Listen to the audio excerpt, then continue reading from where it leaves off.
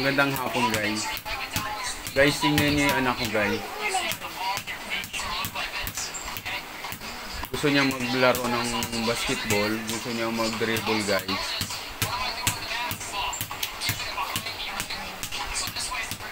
Ayan guys, tingnan nyo. Ayan guys. Oh, tingnan nyo guys. Ito ang magiging NBA player someday guys. Ayan, tingnan nyo. Ayan. Ang galing niyan guys.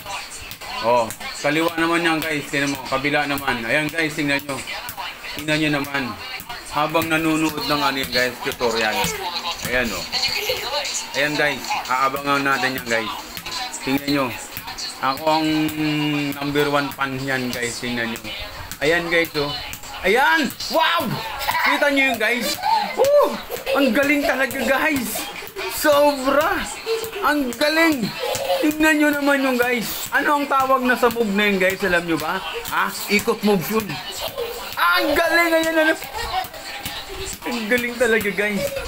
Aabangan natin yan guys. Aabangan natin yan.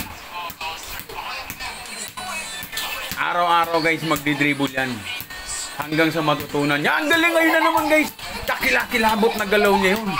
Parang hindi kaya ni Michael Jordan yun guys. Ayan. Ayan oh. Oh. Wala nang tigil yung dribble niyan guys. Kabila naman yan guys. Tingnan nyo. Oh. Oh. Ayan.